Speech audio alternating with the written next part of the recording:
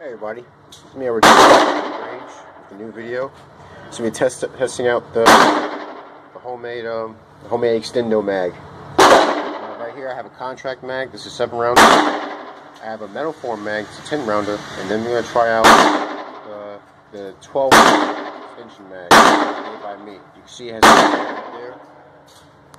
You can see the seam right there.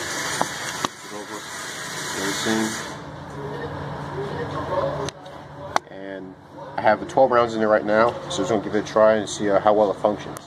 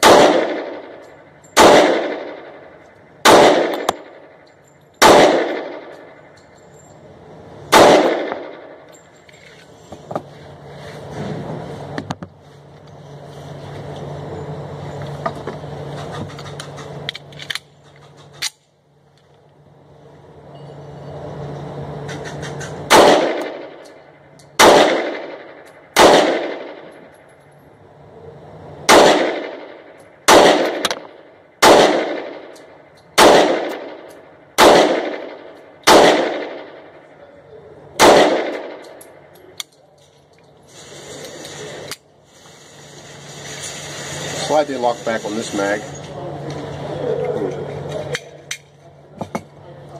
Now the chopstick.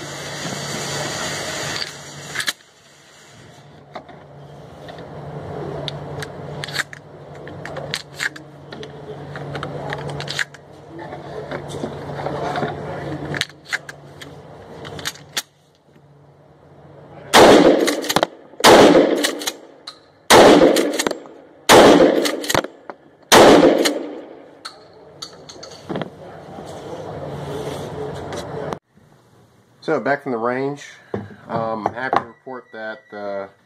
So these are the This is the contract mag I got from the show in Greenville, and this one performed pretty well.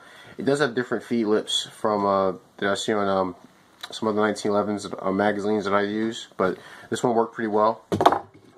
Now this is the 10 round metal form magazine that I've had for several years, and I don't really use them that much, but I have noticed that as you saw in the video, the slide didn't lock back, so it could be a weak spring, or it could be a matter of I think the follower. There may be too much friction between the walls of the magazine, and the follower.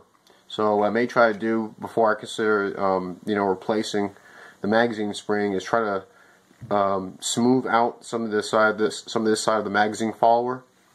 But it did work. I used to have jamming issues using these mags a long time ago, but this time it seemed to work pretty well.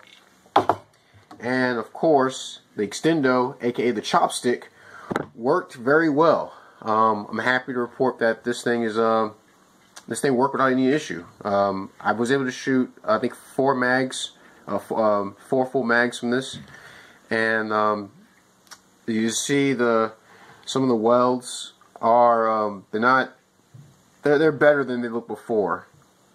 I'll show you with the old section I cut out how that looked. So you can see that. It's one of the smoother sides, and the front was actually pretty nice. But then you get to this side, and it just looks pretty nasty. And obviously I burned through on the back end. So now if I did it right the first time, this would have been a 14-round mag. But I had to cut this section out, so I figured I'd give this project another try. And now it's a 12-rounder, and I'd say it operates pretty well. The follower comes from Apex Gun Parts. It's a pretty good follower.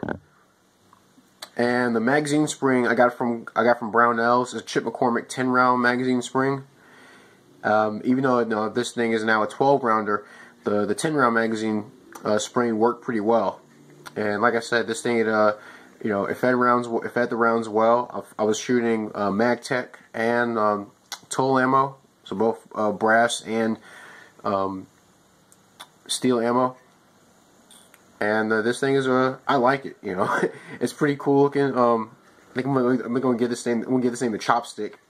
But I'm actually impressed with myself. Some of the things I had to do to this was I just did little spot welds, and I had to re-weld the base plate to the magazine body.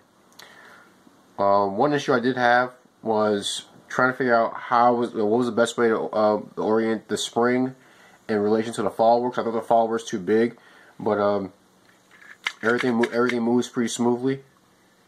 Another difficult part I would say I had during this project was getting everything in the inside of the magazine smooth, because you can imagine, like as with this, I don't know if you can see that, but the body is a little bit caved in, and that was from too much heat. See more on this side, and it's not exactly smooth on the inside of the magazine. So what I had to do is I had to go in with a file, smooth out the inside, and smooth out this. This part was the most difficult part. I had to get a new file that will fit into this space. I had to get a triangle file, and get everything smooth on the inside. And now I would say this thing gets a pass. So my first Extendo mag, it worked out pretty well. I may have some more projects down the road. I'm not sure what where if I come across any more junk, like any more junk mags, I'll do some more projects on putting those together. Also, I wanted to do a little shooting with the Western Field riot gun I built, and I decided to go ahead and buy some sling tools and the Butler Creek leather military sling. I think it would look very nice with the wood and metal combo I got going on with that shotgun. Of course, obviously I was using my Springfield Armory 1911, and I'll say the thing worked pretty well. I'll show you how well this thing actually feeds. These fits in the magazine. It has a little bit of rattle. It doesn't have that notch cut out that you would normally see, like on these mags, which would keep the magazine from being seated too far. But the magazine spring works pretty well in keeping the magazine from sticking, and it drops, without an issue. Also, like I said before, it locks the slide back.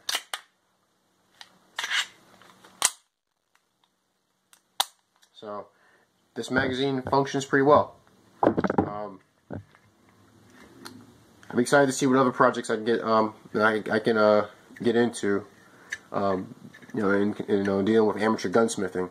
But I hope this serves as an inspiration to other people who may be, working on their own guns and they're not sure of, how to go about certain techniques with welding. There are plenty of welding videos on YouTube. I encourage you to check them out. I did, and when I was I did that when I was getting ready for this project. When I knew I didn't want to give up on it right away. Please share your thoughts. Leave a comment in the comment section. Any suggestions as to how any ideas you'd like me to work on? Just, leave me a message or leave a comment in the comment section. And grab some complaints, send me a PM. I'll see what I can do to address them. But that's my video. The Extendo project update. Success. I'm Edward Jones, and you guys take care.